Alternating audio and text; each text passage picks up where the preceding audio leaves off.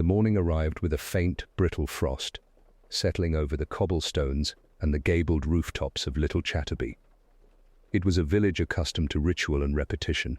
Where the mail arrived at exactly 10 minutes past 9, the vicar's bell rang precisely on the hour, and committee meetings commenced with the solemnity of an ecclesiastical rite. On this particular morning, however, the natural order appeared momentarily disrupted. At the entrance to St. Ethelburga's nave, the verger had discovered a figure seated unnaturally upon the front pew, legs folded as though in meditation, though no calm resided in that posture. The frost clung to the victim's coat and shoulders, as if the morning itself wished to assert decorum over what had happened. Inspector Purbright arrived shortly after the verger's summons, his overcoat buttoned to the chin and a scarf neatly tucked to obscure any hint of wind-blown disorder. He was, by habit, methodical and outwardly indifferent, though inwardly alert to the subtle currents of village life. He noted first the absence of dramatic disturbance. The nave's candles had burned evenly, the hymnals were stacked with exactitude, and the lectern bore no mark beyond the usual fingerprint of a careful hand. Yet the stillness of the morning carried a weight, and in it, Purbright perceived the peculiar tension that follows the breach of polite routine. "The body has not shifted," remarked the verger, whose hands hovered nervously above the brass rail as though expecting it to signal something vital. His eyes, ordinarily calm, flicked to the doors and the frost-laced windows as though anticipating intrusion by an ill-mannered neighbor. Purbright inclined his head, silent for a moment, measuring both the verger and the surroundings. "Curious," he murmured. "Most seated figures do not remain so attentive to propriety once the spirit has departed. Yet the frost does lend a certain gravity."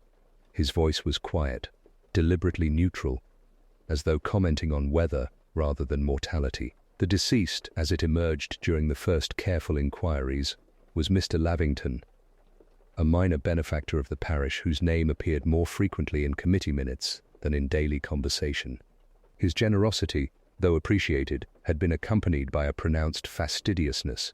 He was known to correct hymn numbers, remark upon seating arrangements, and question any expenditure that might suggest laxity in moral or financial stewardship. While such traits had earned him polite admiration, they had also fostered small, enduring resentments, subtle and unspoken. Purbright moved with deliberation among the pews, noting the arrangement of dust, the slight unevenness of hymnals, and the faintly displaced kneeling mats. Each minor anomaly, he considered, might be an inadvertent trace of human interference or an artifact of the deceased's habitual inspection.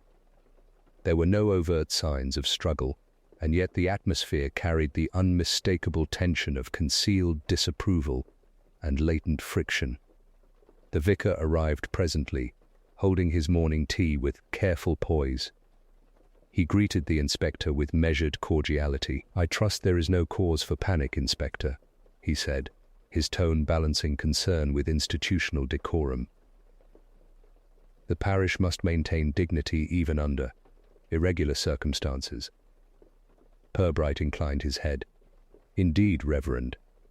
Yet one cannot ignore the implications, however discreetly manifested. It would appear that Mr. Lavington has drawn upon his own meticulousness in ways that are, shall we say, socially significant." The vicar raised a delicate eyebrow. "Social significance? In the nave itself? I had hoped the morning frost might provide a more impartial witness than our parishioners." "On the contrary," Purbright replied, allowing a thin smile to trace his lips, "the frost only emphasizes the subtle imprint of human presence. There is always evidence of friction between public civility and private irritation." Soon the inspector conducted a series of brief, formal interviews. The churchwardens, though careful with their phrasing, revealed minor grievances. Mrs. Penfold remarked upon Mr. Lavington's insistence on approving every flower arrangement. Mr. Crispin noted his frequent interjections regarding bell-ringer schedules. Each confession was offered in the form of a conditional or hypothetical. One might imagine a certain irritation. Were one predisposed to perceive it, and it could perhaps be construed as a minor inconvenience, though no malice is implied. Even the laundress, responsible for polishing the brass and dusting pews, conveyed observations with circumspection. She remembered seeing Mr. Lavington inspecting ledgers late in the evening, murmuring softly about receipts and subscriptions, but framed her account as conjecture rather than evidence. "I dare say he was merely attentive to his duties, sir." Yet Purbright noted the repetition of certain phrases, the slight hesitation before key words, and the unintentional emphasis on timing, all indicative of awareness beyond mere housekeeping. By mid-morning, the inspector examined the parish newsletter, a model of genteel language and understated moral admonishment. Subtle criticisms were nestled amid elaborate praise, the sort one might overlook without attentive scrutiny. One passage lauded Mr. Lavington's steadfast commitment to procedural exactitude, while hinting that not all benefactors exercised equal care or propriety. Purbright highlighted these passages with a pencil, noting the delicate interplay of overt compliment and covert censure. Lunch at the vicarage was consumed in companionable silence. The teacups were arranged precisely, and conversation revolved around the most unthreatening topics: the timing of the next committee meeting, the anticipated snow in the following week, the curious growth of ivy upon the churchyard wall.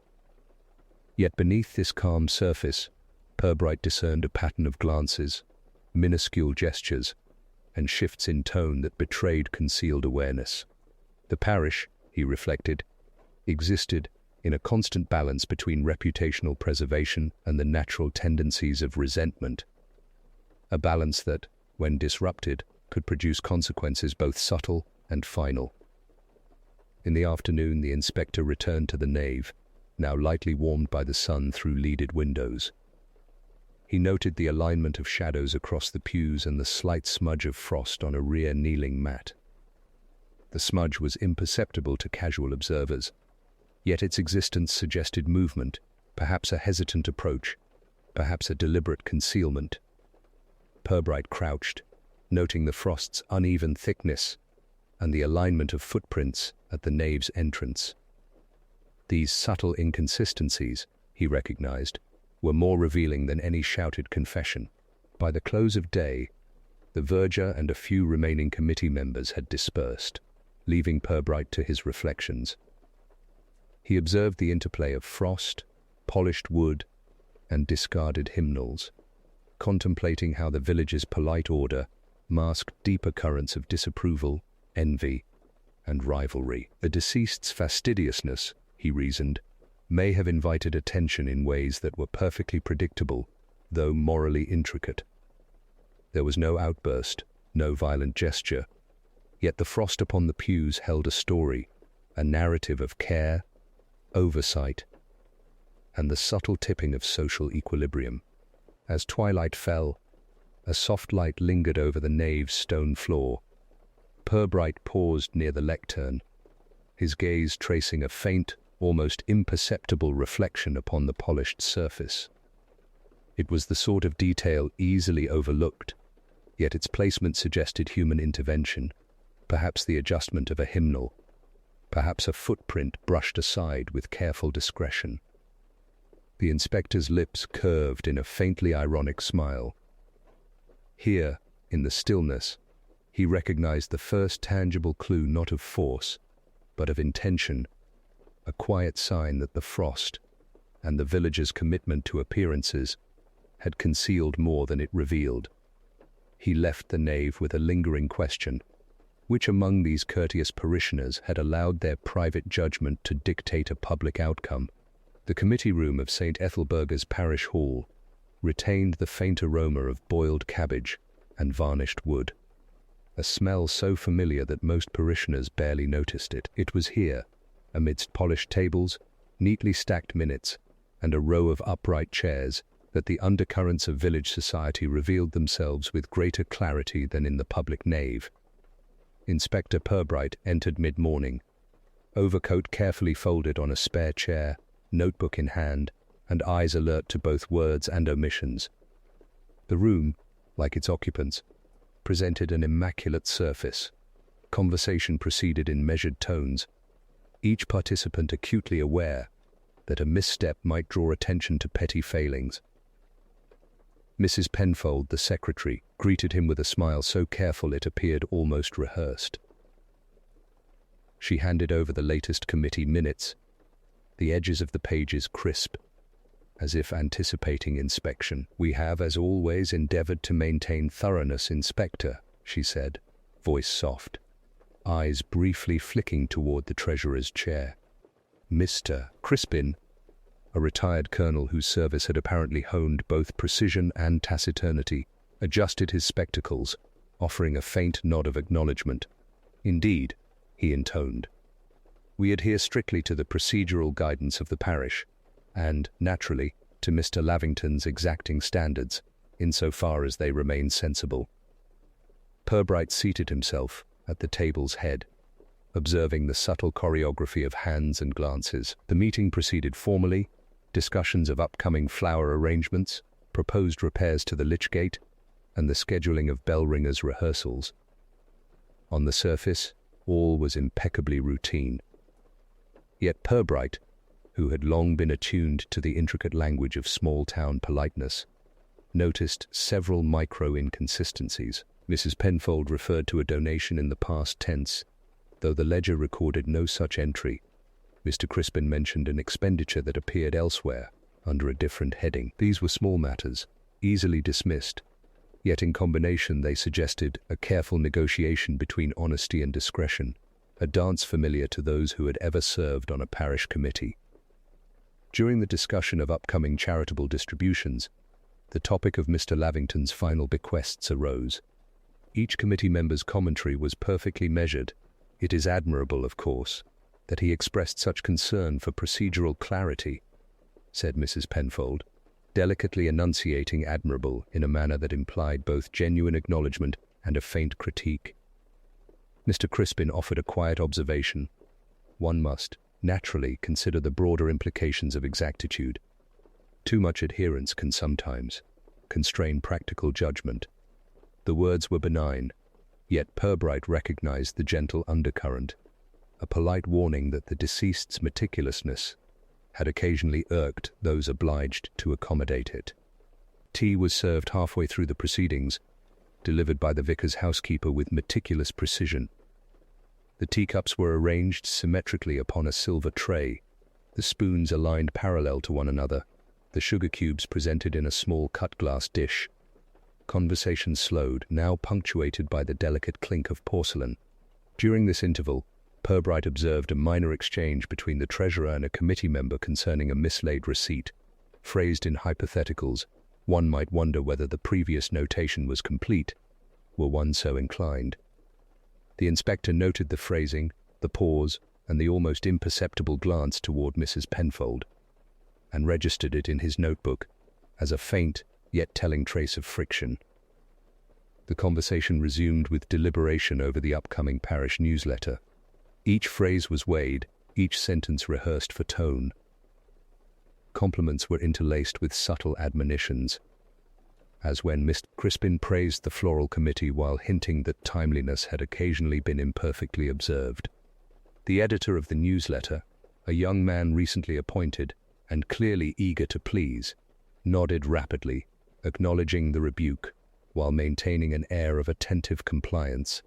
Purbright mused quietly that the newsletter, a vehicle intended for the dissemination of communal information, had evolved into a tool for social calibration, each word a statement of allegiance or dissent. Purbright then asked a series of questions about the deceased's movements in the days preceding the discovery. He phrased them carefully, casually, as though inquiring about procedural detail rather than human behavior. Mrs. Penfold, after a moment's hesitation, mentioned that Mr. Lavington had insisted upon inspecting the church accounts late into the evening prior to his death, noting certain entries that might have been better verified.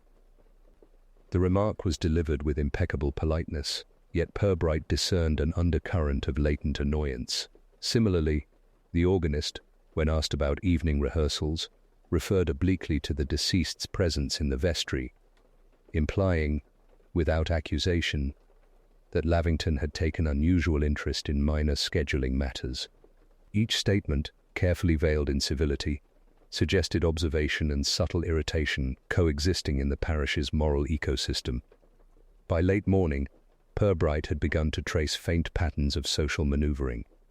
He recognized that the committee operated on multiple levels: formal compliance, personal opinion, and a pervasive sense of reputational anxiety. The villagers' concern with appearances, their meticulous attention to decorum, and their simultaneous indulgence of minor resentments created a lattice in which motive could hide almost perfectly.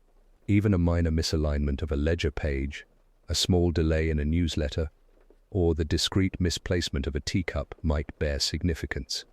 The chapter drew toward its quiet pivot when Purbright noticed, almost by accident, a faint smear of ink on the edge of one ledger page.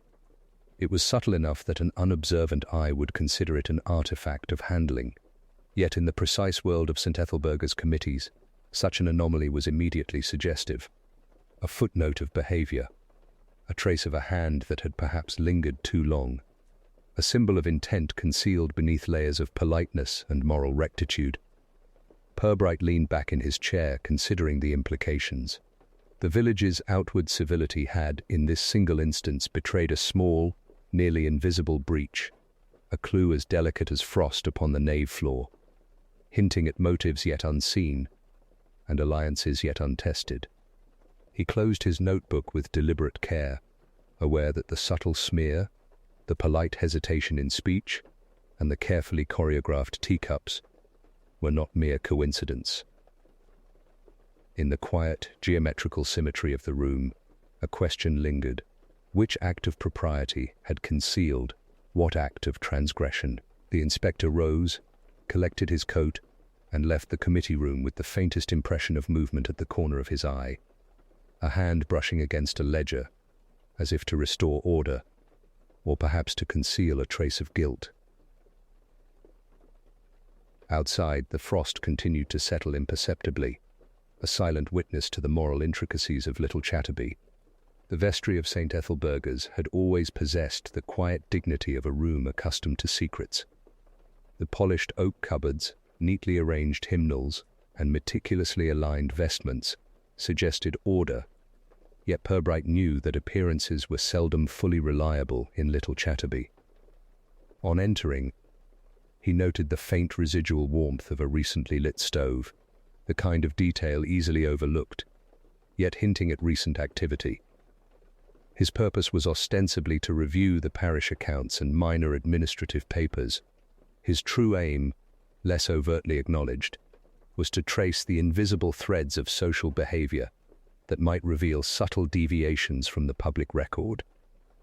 The verger had joined him, his hands clasped with habitual formality. "Inspector," he said, his voice carefully neutral, "the vestry has remained as Mr. Lavington would have wished. Everything in its appointed place." His eyes, however, flicked repeatedly to the ledger on the table, betraying a mixture of pride and unease. Purbright, seated with deliberate calm, allowed his gaze to sweep the room slowly. "Orderly," he murmured, "though I suspect that the most instructive observations often reside not in what is meticulously arranged, but in what is permitted to wander." They examined the ledgers first.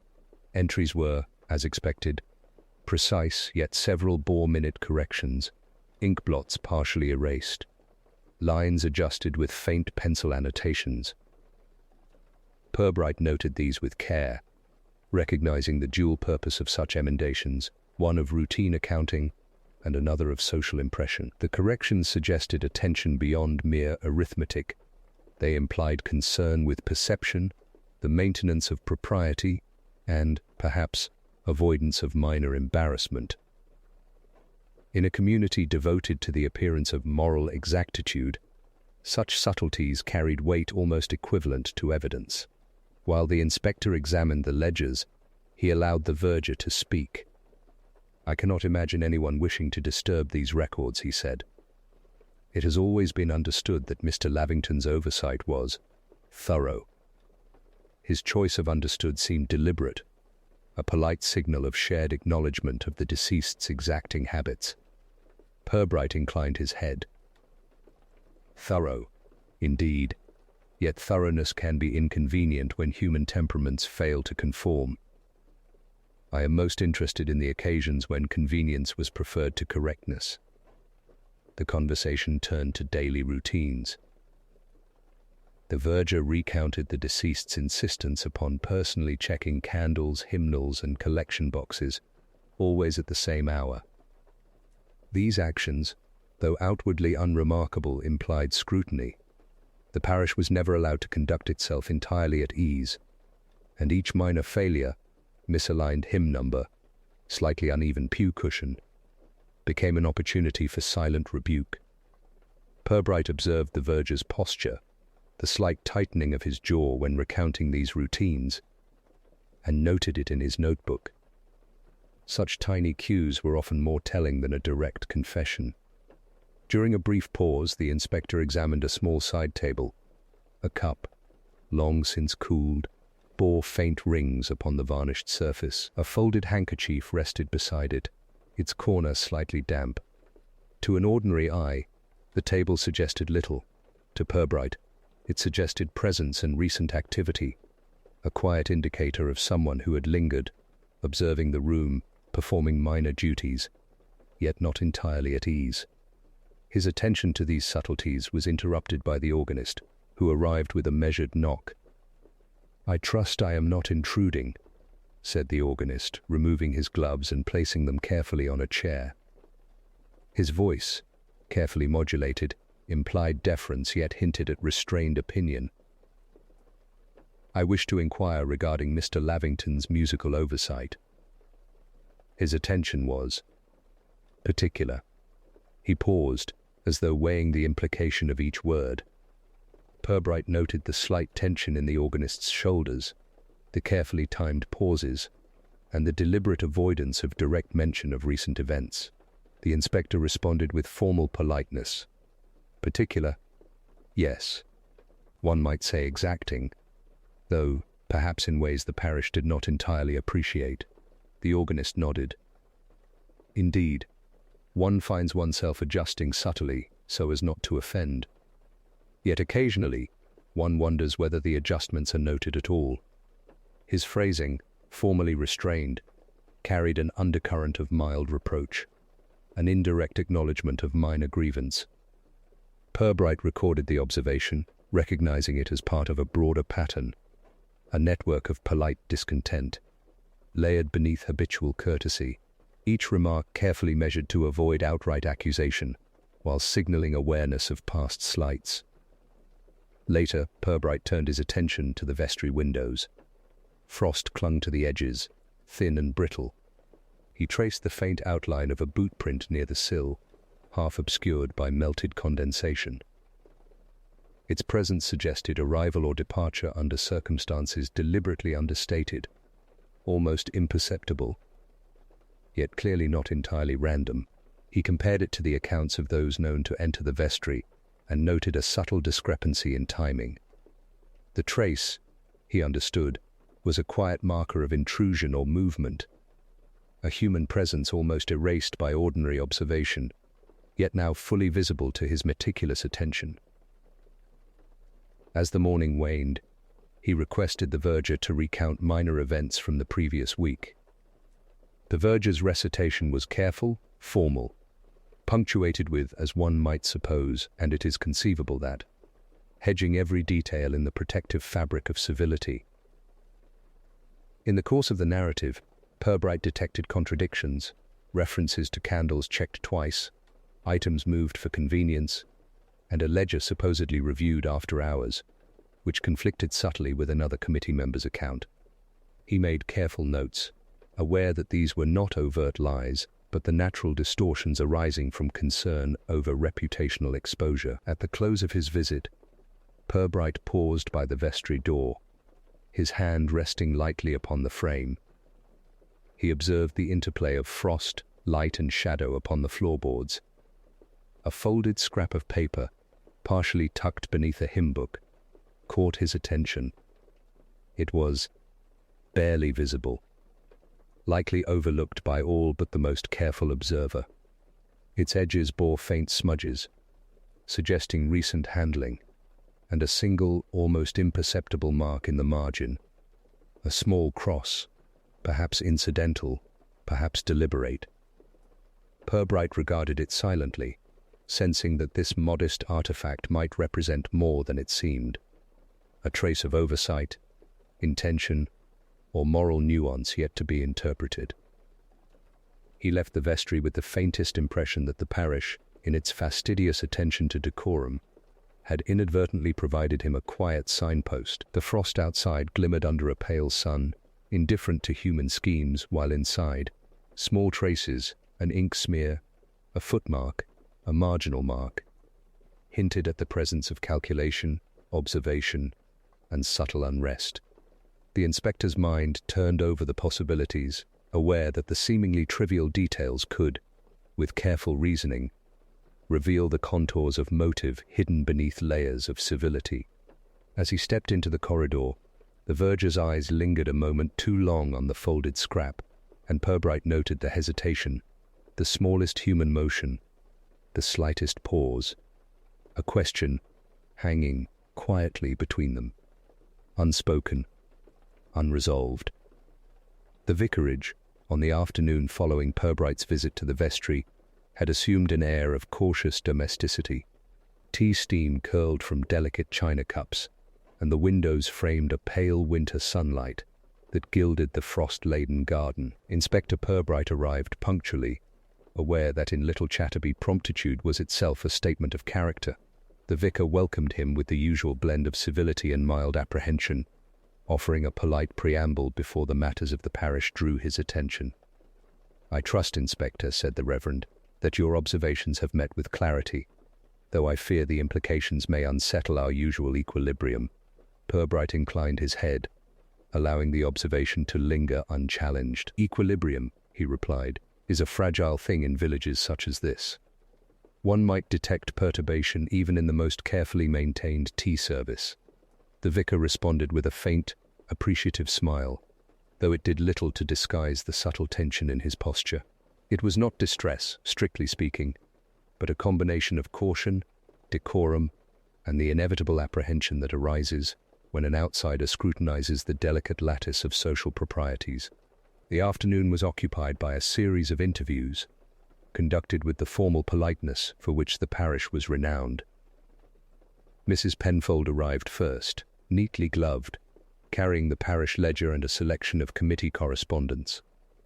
She seated herself with deliberate care, ensuring the hem of her skirt did not disturb the polished floor.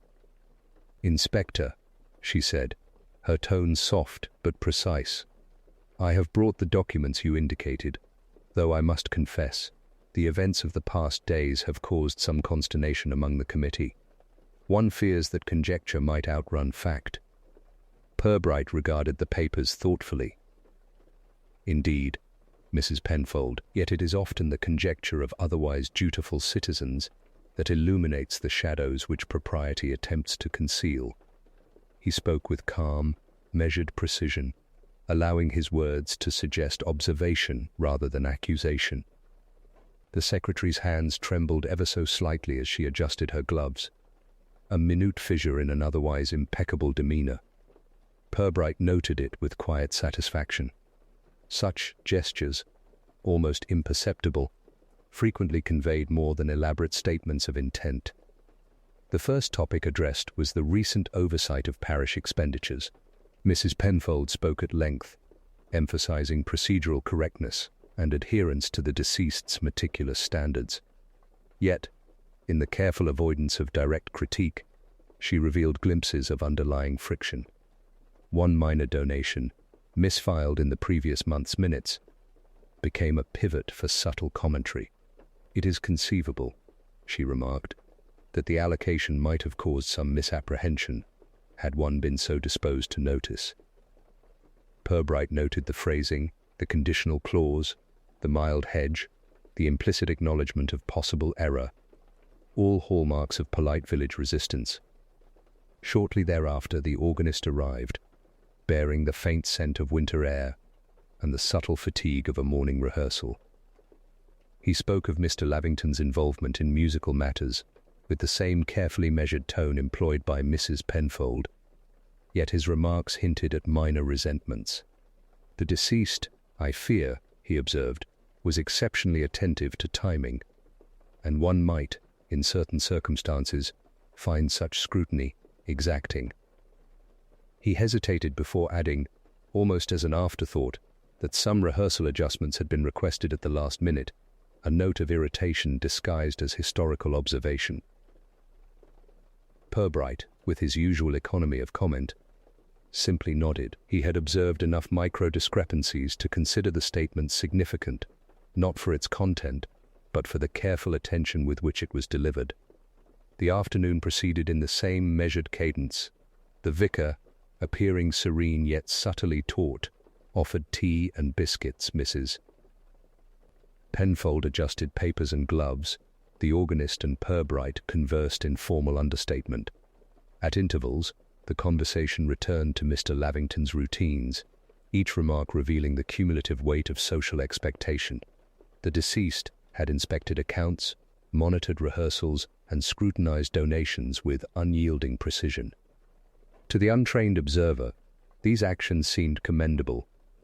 To Purbright, they formed a lattice of small irritations, reputational pressures, and carefully veiled resentments, each contributing to the social climate that had facilitated both attention and grievance. Purbright then examined the documents themselves. The ledgers were immaculate save for two anomalies: a small ink blot, barely noticeable, and a single penciled amendment in a margin otherwise unmarked. These minor deviations were sufficient to suggest human intervention beyond routine handling, an almost imperceptible gesture of concealment or correction. The surrounding correspondence, meanwhile, contained coded compliments and tentative criticism, the sort of indirect observation common to small-town committees, where open dissent was neither encouraged nor socially permissible. Purbright made meticulous notes, aware that the pattern of hedged language, deliberate phrasing, and controlled disclosure formed a map of moral and social tension, more telling than any confession. A subtle shift occurred when the vicar, unremarked upon, rearranged a stack of hymnals and paused with his hand resting on the topmost volume. His fingers lingered, brushing the edges as though confirming their alignment, yet in the deliberate slowness of the gesture there was the faintest suggestion of unease. Purbright observed this, noting the contrast between habitual care and sudden attention. Was it mere precision, or an unconscious acknowledgement of disrupted order? The ambiguity itself was revealing. In a community devoted to appearances, even a small hesitation spoke volumes. Finally, as the light outside began to dim and the frost cast faint shadows across the garden path, Purbright collected his notes. He surveyed the room one last time. The immaculate ledgers, the careful tea service, the polished floors, the quietly shifting figures of parish officers. Each element, in isolation, was innocuous. In combination, they suggested a network of expectations, scrupulous oversight, and moral pressure. And yet, beneath the veneer of propriety, subtle discrepancies, an ink blot, a penciled annotation, a slight hesitation, hinted at motives yet to be traced, intentions carefully concealed, and actions deliberately obscured. As he departed, the vicar paused at the doorway, glancing back at a folded note lying on the desk. It had not been mentioned, nor was it part of any ledger or report. Its edges bore faint creases, suggesting repeated handling. Purbright's eye caught the slight smear of ink along one margin, barely perceptible in the fading light. A question rose, unspoken, carried on the quiet, domestic air. Who had touched this note last, and with what purpose? The inspector walked down the frosted path, silent, aware that the smallest traces often presaged the largest revelations. The vicarage remained poised, immaculate, yet subtly altered, a microcosm of the parish itself, where propriety and suspicion intertwined with the precision of frost on stone.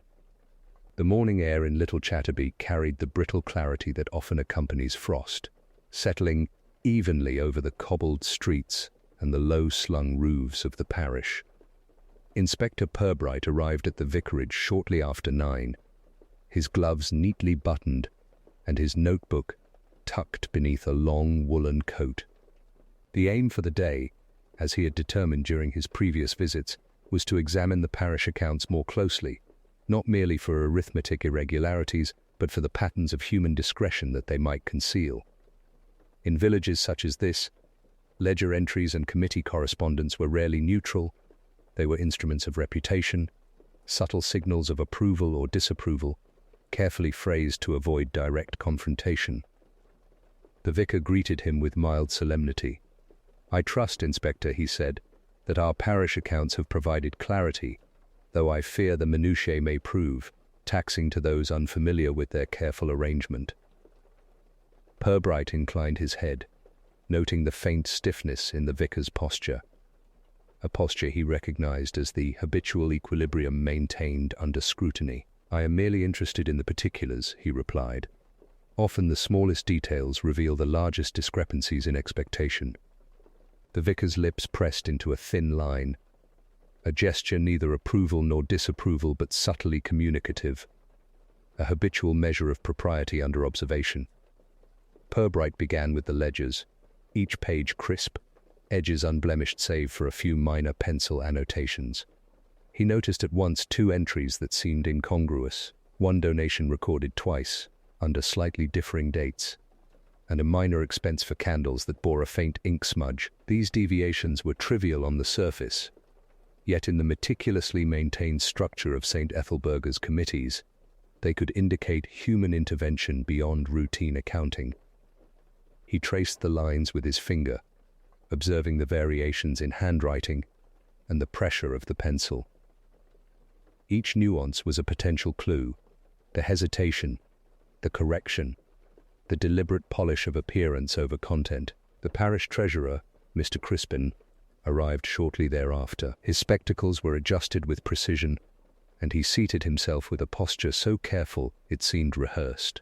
"Inspector," he began, "I trust you have found the accounts satisfactory, though one is always aware that minutiae may provoke undue scrutiny." His tone, formal and measured, hinted at defensiveness beneath the surface. Purbright responded in kind, his words lightly ironic yet courteous. "It is often the minutiae, Mr. Crispin, that best reflect the moral order of the parish. One is interested less in sums than in subtle indications of propriety or lapse." The treasurer produced several sheets of correspondence, each written in the polite, coded language characteristic of parish committees.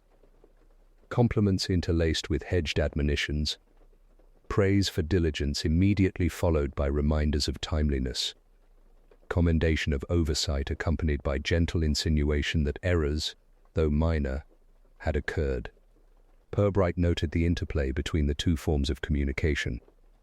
Such letters, while ostensibly administrative, were in reality a latticework of moral and reputational signaling, carefully calibrated to preserve the surface of civility while acknowledging minor transgressions.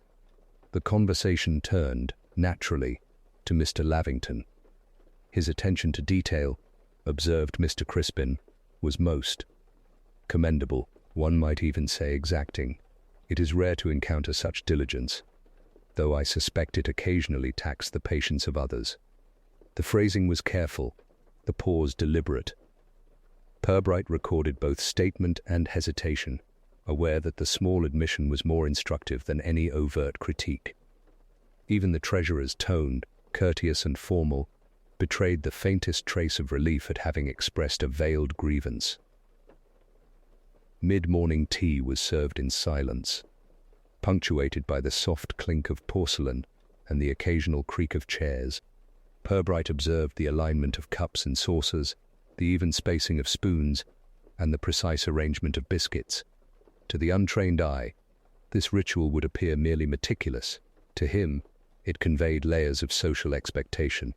He noticed Mrs. Penfold's gloved fingers linger over a folded sheet of correspondence, her posture slightly forward, as though to shield the contents from casual observation.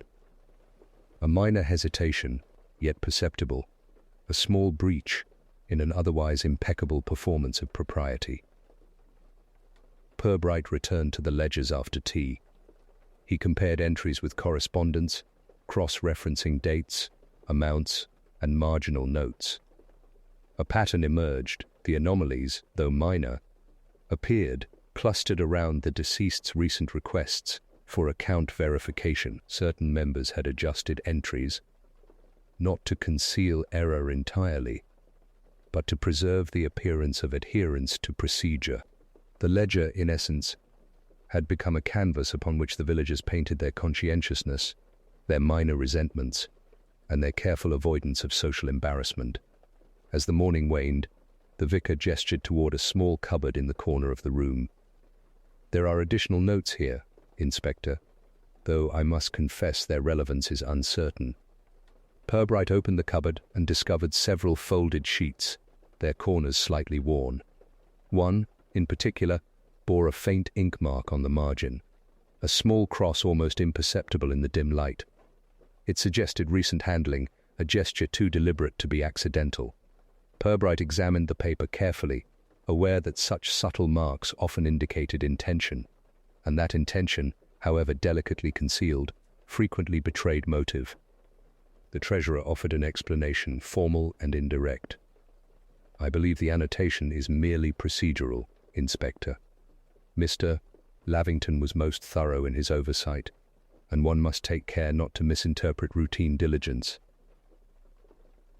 Purbright, however, noted the tremor in the hand that had offered the explanation, a brief lapse in otherwise impeccable composure. It was a minor gesture, easily overlooked, yet to him it spoke volumes. In a village devoted to appearances, the smallest deviation from protocol often revealed more than any overt statement. Finally, as the frost-laden light shifted in the vicarage windows, Purbright closed the ledgers and surveyed the room. The teacups had been cleared, papers neatly stacked, and the vicarage retained the familiar air of domestic rectitude. Yet, amid the immaculate order, traces remained: the ink mark, the folded correspondence, the slight hesitation in speech. Each subtle element hinted at the presence of thought, calculation, and intention beneath the surface of routine civility. As he rose to depart, Purbright's gaze lingered on a small folded note, partially concealed beneath the ledger. Its edges bore the faintest smudge, suggesting recent manipulation. A question formed, silent but insistent, who had last touched this paper, and with what discretion or intent. He left the room with the faint impression that the smallest human actions, carefully veiled, might yet illuminate the larger truths hidden in the frost and polish of Little Chatterby. The afternoon air carried a brittle quiet, the sort that settles upon small villages after frost, accentuating each footstep on cobbled streets and every creak of timber in the parish hall. Inspector Purbright approached the bell tower with the deliberate slowness characteristic of one attuned to observation rather than haste. The tower door, painted a sober green, bore the faint smudge of hands, as if each parishioner who passed through had left an imperceptible mark upon its surface. Within, the bell ringers were gathered, their chairs arranged with meticulous spacing and their instruments polished to a reflective gleam. Even the act of preparing for rehearsal seemed ritualized, a delicate performance of order and propriety. Purbright entered quietly, his overcoat folded neatly across his arm. He was greeted by Mr. Pritchard, the head ringer, who inclined his head with formal restraint. "Inspector," he said, "we are grateful for your presence, though I fear there is little to observe beyond the usual routine." His eyes, however, betrayed a flicker of awareness, a subtle acknowledgement that the recent events had disturbed the equilibrium of their otherwise disciplined schedule. Purbright smiled faintly. Routine? Yes, he replied. Yet routine often conceals as much as it reveals. One must observe carefully to discern any deviation from expected behavior. The rehearsal began with the customary sequence of scales, strikes, and timing exercises. Each ringer moved with precise attention to posture and rhythm, yet beneath the surface of mechanical coordination, Purbright detected tension. Subtle glances were exchanged between Mr. Pritchard and several younger ringers, as if seeking reassurance or alignment with social expectation. Even the choice of seating, the spacing between participants, and the cadence of initial strikes suggested a concern not merely with musicality, but with the appearance of propriety. During a brief pause, Purbright approached Mr. Pritchard for formal inquiry. "Has there been any deviation from schedule since Mr. Lavington's passing?" he asked, phrasing the question in a neutral tone that allowed the respondent discretion. Mr. Pritchard adjusted his spectacles with deliberate care. "None that could be considered significant, Inspector. We adhere strictly to our practice times and rotations.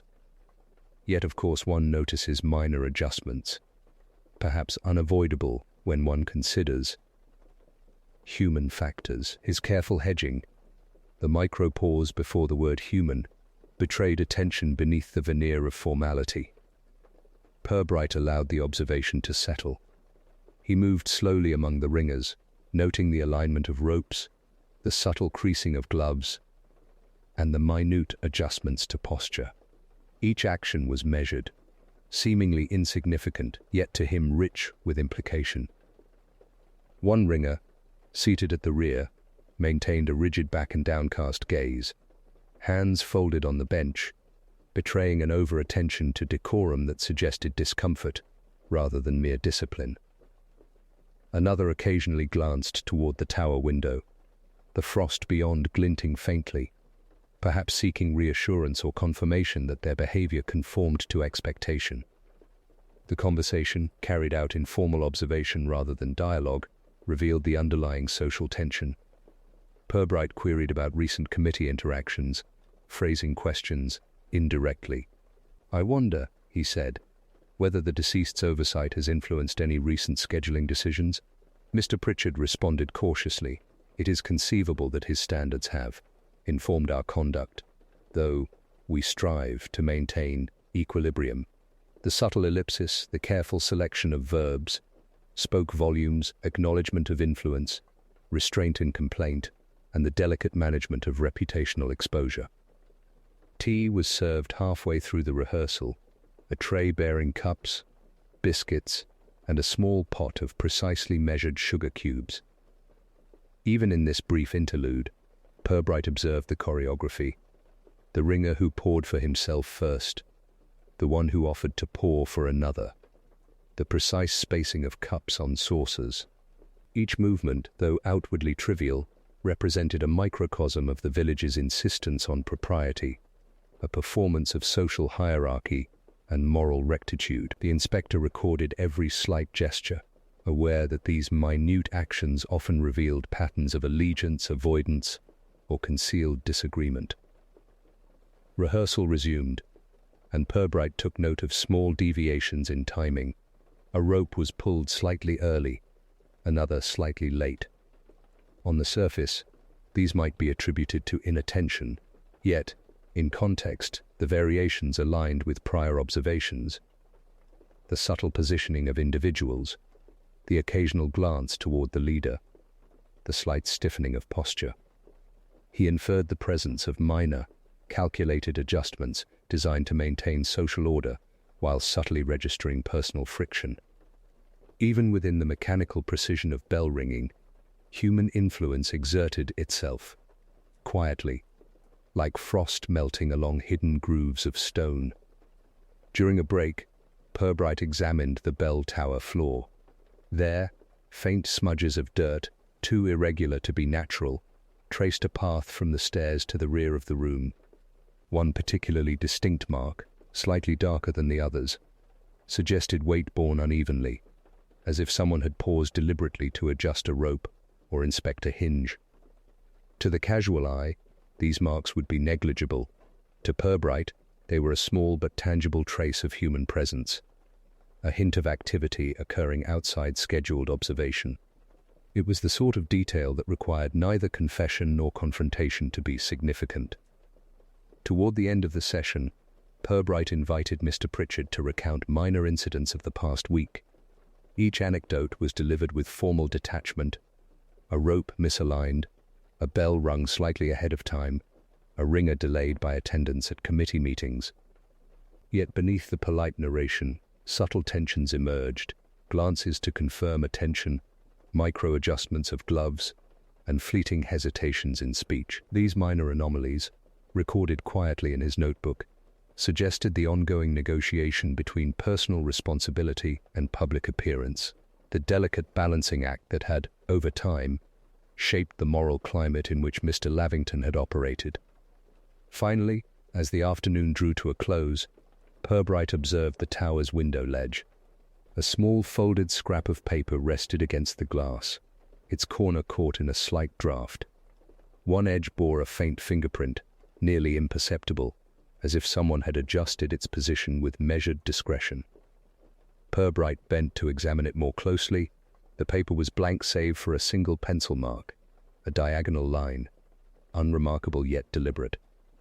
It was the sort of trace easily overlooked, yet rich with implication.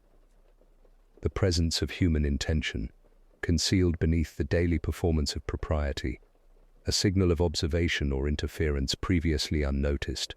As the bell ringers filed quietly from the tower, their movements precise, measured, and socially calibrated, Purbright remained by the window, contemplating the scrap of paper and the faint marks on the floor. Each small detail, in isolation trivial, coalesced into a pattern of human behavior: adherence to routine, conscientious oversight, minor irritation, and discreet observation. The inspector's gaze lifted to the frost outside, glinting faintly in the late afternoon sun. A question lingered, unspoken yet insistent. Which of these small, careful gestures had concealed more than mere attention to duty, and which might, in time, illuminate the circumstances of the tragedy that had befallen the parish? He left the bell tower with the faint impression that a significant action had been quietly concealed, as silent and deliberate as frost upon the stone. The parish library, a modest room adjoining the vicarage, retained the faint mustiness of well-handled paper and polished wood. Shelves, orderly and uniform, displayed hymnals, theological texts, and local histories. Even the rarest volumes bore the imprint of human care, dusted, spine-aligned, and occasionally annotated in careful pencil. Inspector Purbright entered shortly after mid-morning, aware that the library's quiet would facilitate observation both of objects and the parishioners who used them. It was the sort of space where small gestures of care and subtle lapses of attention were magnified, where human reputation was preserved in both the manner of handling books and the restraint of speech. Mrs. Penfold arrived promptly, carrying a small selection of parish correspondence she claimed might illuminate Mr. Lavington's final days. Her gloves were pristine, and she held the papers with the delicacy of one treating fragile porcelain. "Inspector," she said, her tone precise and measured, "these documents reflect routine concerns, though I fear they may also reveal minor disagreements among committee members." Her phrasing suggested caution. She acknowledged the potential for impropriety without directly implicating any individual. Purbright inclined his head. "Indeed, Mrs. Penfold, it is often in the mundane details that the moral texture of a community becomes apparent. The first task was to examine ledger entries and correspondence in conjunction. Purbright noted the usual meticulous recording of donations, expenditures, and subscriptions. Yet two items stood out: a series of penciled annotations in the margins of a committee letter, and a ledger correction that had been partially erased, leaving only a faint impression of a previous figure. These subtleties, almost invisible to casual scrutiny, suggested deliberate intervention. The annotations, polite in tone, yet insistent in implication, hinted at interpersonal tensions managed beneath the surface of social civility. Mrs. Penfold offered commentary, speaking in measured, almost ceremonial cadence. "It is conceivable, Inspector, that minor adjustments were made to avoid embarrassment, though one must avoid imputing motive where adherence to procedure might suffice." Her careful hedge betrayed awareness. She was conscious of reputations, both of the deceased and of her fellow parish officers. Purbright noted the tremor in her fingers as she adjusted the papers, the momentary hesitation as she handed him the next document. Such micro-gestures, he reflected, were more informative than overt statements. The discussion soon shifted to the parish reading groups, a body whose members had interacted with Mr. Lavington on several occasions. One member, Mrs. Aldridge, arrived with her own set of observations. She spoke in indirect sentences, weaving praise and subtle critique. He maintained, of course, a commendable attention to punctuality, she said, though one occasionally wondered whether such vigilance might be taxing for those less accustomed to his methods. Purbright noted her careful selection of adjectives and the pause before the final clause. She acknowledged friction while preserving civility, a typical pattern in the village's social interactions. During the conversation, Purbright allowed himself to observe small but revealing behaviors. Mrs. Penfold's hand lingered near the ledgers. Mrs. Aldridge's eyes frequently darted toward the window, as though weighing observation against disclosure. The vicar, present throughout, moved teacups with precision, occasionally pausing to adjust a stack of hymnals. Each gesture, while seemingly innocuous, was a potential indicator of discomfort, subtle rivalry, or guarded knowledge. In the village, as Purbright had learned, it was rarely words alone that betrayed intent. The smallest movement could reveal more than any overt admission. Tea was served mid-morning, and the ritual itself offered insight. Cups were aligned, teaspoons parallel, and biscuits arranged symmetrically. A faint hesitation occurred when Mrs. Penfold offered the sugar bowl to Mrs. Aldridge, the smallest deviation from practiced choreography, unnoticed by all but the most observant, yet significant to Purbright. Such gestures, he reflected, often carried layered meaning, acknowledgement, deference, or the unspoken assertion of authority. In this room, as elsewhere in Little Chatterby, propriety and rivalry were inseparable. Purbright then examined a small stack of personal notes, correspondence between Mr. Lavington and the committee regarding scheduling and donations. Most entries were formal and polite, yet one note contained a brief marginal mark, a diagonal line that appeared unremarkable until considered against the pattern of surrounding annotations. Its placement suggested deliberate attention, perhaps signaling approval, disapproval, or observation unnoticed by others. He made careful note. Minor marks, after all, often illuminated the intentions and moral judgments of those who had made them. A shift occurred when Mrs. Aldridge, while adjusting her gloves, let slip a slight tremor of the hand. She reached instinctively for the marginal note as if to confirm its placement. The gesture was minute, easily overlooked, yet its subtlety was eloquent, a fleeting admission of interest, a small act of interference or caution. Purbright recorded the action in his notebook, aware that the interplay between attention and concealment frequently presaged deeper understanding. The village, in its insistence on decorum, had provided a clue more telling than any explicit confession. As the afternoon waned, Purbright reviewed the room once more. The ledgers were aligned, the notes stacked, the cups cleared. The vicar had returned to his study, and the visitors prepared to leave.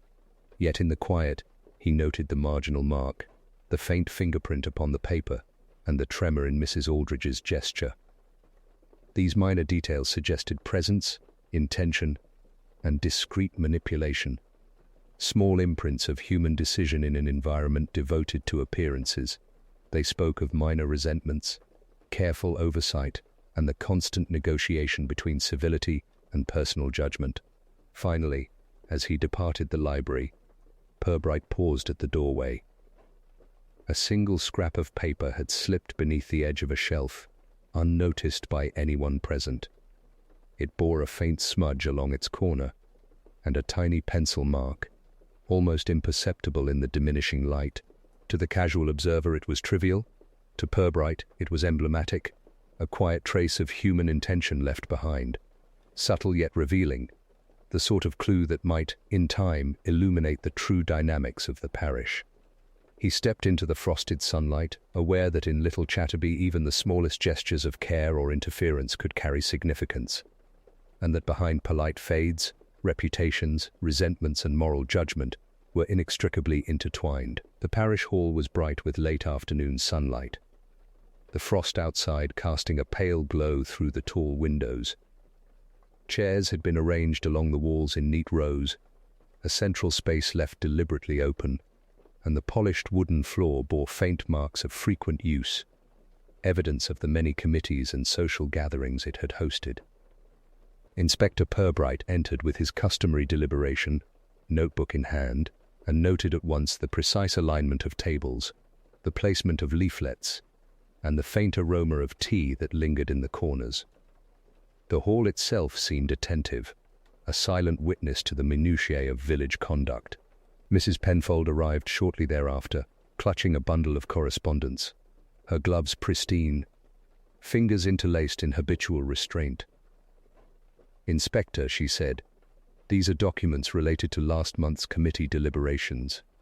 I trust they will suffice for your purposes." Her tone was formal yet carried an undercurrent of nervous care. She was aware, as always, that even minor oversights could reflect poorly upon her reputation. Purbright accepted the papers without comment, noting the gentle tremor in her hand as she adjusted the bundle. Such micro-gestures, he had long observed, were as revealing as speech itself. The gathering was composed of familiar figures: Mr. Crispin, erect and solemn as ever, the organist, polite but evidently distracted, and a few other committee members, each assuming a posture of formal composure. Conversation began with trivial matters, upcoming flower arrangements, the scheduling of bell ringers, and minor repairs to the hall. On the surface, all was impeccably routine, but Purbright noted the subtle choreography of glances and gestures. A whispered exchange here, a deliberate pause there, each revealing layers of unspoken negotiation. Discussion inevitably turned toward Mr. Lavington's recent oversight. Mrs. Penfold mentioned his insistence on reviewing accounts, phrasing it in the formal, indirect manner for which she was known. It is conceivable that his scrutiny may have caused some unintended tension among those responsible for clerical oversight. The ellipsis, the pause, and the careful word choice suggested awareness of friction without committing to direct criticism. Purbright recorded it meticulously, understanding that the interplay between politeness and subtle grievance often illuminated human motives more clearly than confrontation ever could. Mr. Crispin interjected, speaking with the deliberate cadence of a retired military officer. "It is true, of course, that oversight is necessary, yet one must take care that adherence to procedure does not become a burden upon those whose patience may not be infinite." The phrase was formally courteous, yet the slight inflection on burden hinted at minor irritation or restrained disapproval. Purbright noted the micro-expression that accompanied it, the almost imperceptible tightening around the eyes, suggesting that his civility masked a sharper opinion. Tea was brought in mid-discussion, the tray carried with exacting symmetry. Cups, spoons, and biscuits were all aligned precisely. A single sugar cube was handed from Mrs. Penfold to the organist, who accepted it with slight hesitation, as if measuring his own gesture against the social expectation of careful politeness. The smallest deviations, the tremor of a hand, the spacing of a saucer, the brief glance toward another attendee, were enough to betray subtle tension, rivalries, or deference. Purbright observed each detail with deliberate calm, noting the intricate lattice of social obligation beneath which genuine sentiment, restrained grievance, and careful observation coexisted. The conversation turned to the parish newsletter, which had recently carried subtle commentary on committee efficiency. The editor, a young man evidently eager to please, read aloud excerpts, pausing at the most diplomatically phrased criticisms. Mrs. Aldridge, present for the first time that afternoon, adjusted her gloves and commented indirectly, "It is remarkable how attention to detail can be appreciated, though occasionally it may cause minor inconvenience." Her phrasing, the deliberate pause before minor inconvenience, carried polite critique without overt confrontation. Purbright recognized the rhythm, praise interlaced with critique, each statement carefully calibrated to maintain civility while signaling awareness of past difficulties. At one point, Purbright directed attention to a ledger left open on a side table. He noticed a faint smudge along the edge of one page and a subtle pencil mark that appeared to correct an earlier entry.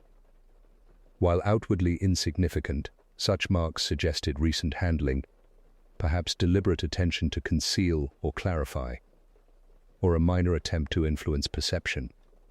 Observing this, Mrs. Penfold straightened slightly, fingers lingering near the ledger in a gesture of reassurance or quiet control. Purbright recorded the micro-movement. Small acts of management were often as revealing as spoken words in a community devoted to decorum.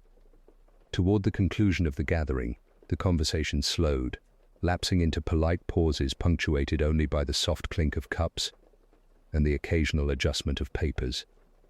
Purbright noted that the hall, though outwardly orderly, bore the subtle traces of minor interventions, slightly shifted chairs, a ledger marginally out of alignment, and a hand briefly brushing the edge of a table as though to restore perceived order. Each detail was minor, yet cumulatively they suggested a careful negotiation of appearances, minor corrections to perceived impropriety, and the persistent influence of the deceased's expectations on the living.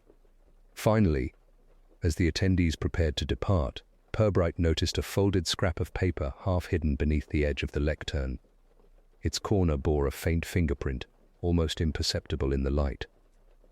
The paper itself was blank save for a single diagonal pencil line, deliberate in its placement. To the casual eye it was trivial. To Purbright it was a quiet trace of human intervention, a sign that someone had moved or marked it, perhaps as a signal or an unnoticed correction.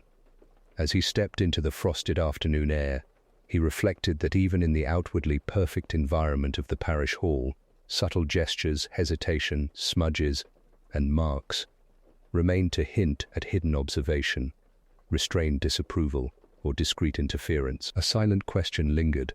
Who had last handled the paper, and why had it been left in such a deliberately ambiguous state? The committee room of St. Ethelburga's, situated above the parish hall, possessed an air of sober expectation, its oak-panelled walls and neatly aligned chairs, reflecting decades of formal deliberation. Inspector Purbright arrived mid-morning, noting immediately the faint aroma of wax polish and the residual warmth of a recently lit stove. Papers lay stacked with geometric precision on the central table, their edges even and corners sharp, suggesting preparation for scrutiny rather than casual use. The room, in its ordered quiet, seemed to anticipate attention, yet to Purbright it also bore subtle signs of human hesitation: a slightly askew chair, a marginally smudged envelope, a faint indentation on the table surface. Mrs. Penfold arrived shortly after, her posture impeccable, gloves pristine, and eyes alert beneath carefully arched brows. "Inspector," she said, "the committee has been most diligent in arranging these documents. I hope they will be of assistance." Her voice was calm, measured, yet contained the faint tremor of vigilance. She understood, as always, that appearances could be scrutinized as closely as facts. Purbright accepted the papers with understated politeness, noting the delicate pressure with which she pressed them into his hands. In a village so devoted to decorum, even such minor gestures conveyed careful negotiation of propriety. Mr. Crispin followed, carrying a ledger and a collection of correspondence, his spectacles adjusted with habitual precision. He seated himself with the formal posture of a man who had long learned that civility often masked subtle rivalry. "Inspector," he said, "these documents reflect our standard procedures. though naturally one is aware that minor discrepancies may occur. The phrasing was deliberate, acknowledgement of imperfection, hedged with the assurance of adherence to order.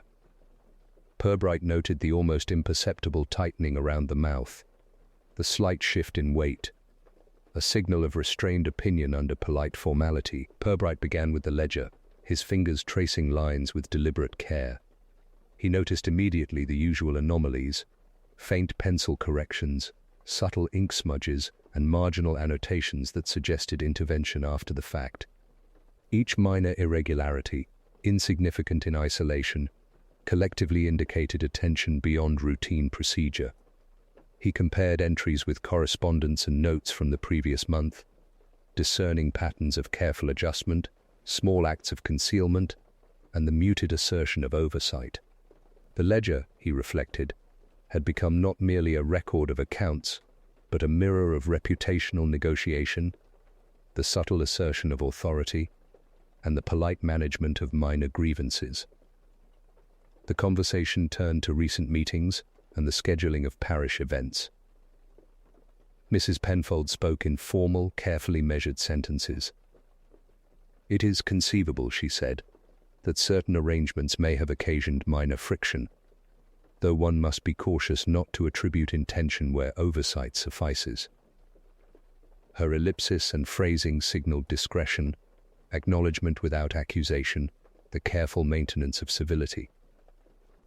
Purbright observed her fingers lingering near the ledger, a slight tightening of the hand as she adjusted papers, revealing concern beneath composed politeness.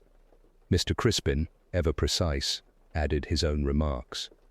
"Indeed, minor adjustments are inevitable, Inspector. Yet one hopes that adherence to precedent mitigates any unintended consequences." The wording was courteous, the pauses deliberate, the inflection subtly indicating awareness of prior tension. Purbright took note of these patterns: indirect acknowledgement of deviation, avoidance of direct criticism, and the careful preservation of reputation. Each phrase, gesture, and pause contributed to an intricate lattice of social expectation and restrained discontent. During a brief pause, Purbright examined a corner of the room where the committee had stacked miscellaneous notes. Among them was a folded scrap of paper, its edges slightly creased, and a faint smudge visible in the corner. The note's position suggested recent handling, perhaps deliberately concealed and then partially forgotten. Purbright regarded it without immediate comment, aware that its presence hinted at intervention or oversight, an unspoken trace of human intention in a room devoted to propriety. Tea was served mid-morning, the ritual itself precise, cups aligned, spoons parallel, biscuits placed at equal intervals along the tray. Even these minor movements carried weight. A slight tremor of Mrs. Penfold's hand as she poured tea, a brief hesitation by Mr. Crispin in accepting his cup, and a glance exchanged between the two revealed subtle negotiation of position and influence. Purbright, ever attentive, noted these micro-gestures. In a village so concerned with reputation, even the most trivial actions could reveal underlying tension or discreet assertion of control. The discussion resumed with formal commentary on minor committee disputes and the proper scheduling of future events. Mrs. Penfold, speaking of an oversight in recording contributions, employed carefully hedged language.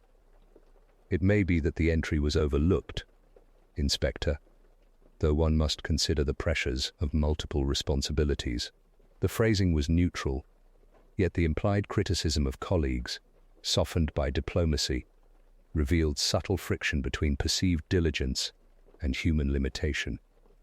Purbright observed the body language, a small tightening of the jaw, a shift of weight, a microglance at a nearby colleague, all signals that accompanied, and often substituted for, verbal acknowledgement of disagreement. Toward the end of the morning, Purbright's attention returned to the folded scrap of paper. It had not been mentioned, nor incorporated into the ledger or correspondence. Its edges bore faint creases from repeated handling, and the corner smudge suggested deliberate contact. Though blank to all outward appearances, Its placement, partially obscured and carefully tucked beneath other papers, implied observation or cautious intervention.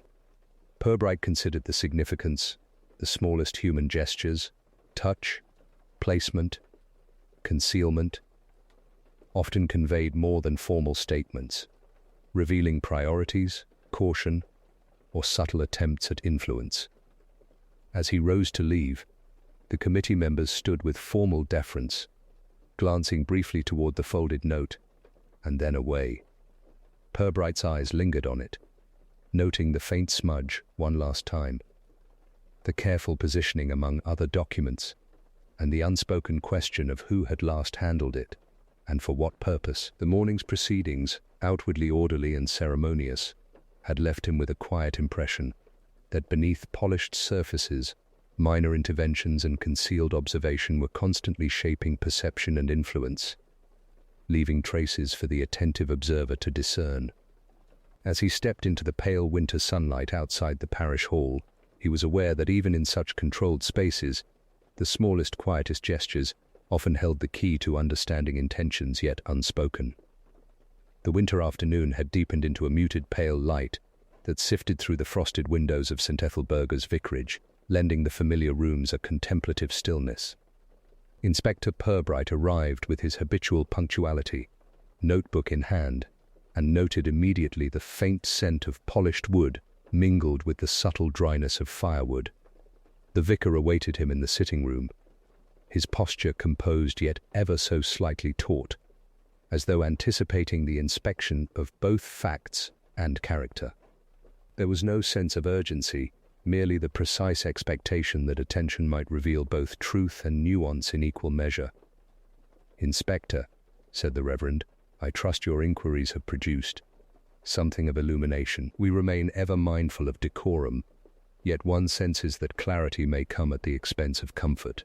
His voice was measured, polite, yet laced with the faintest trace of unease.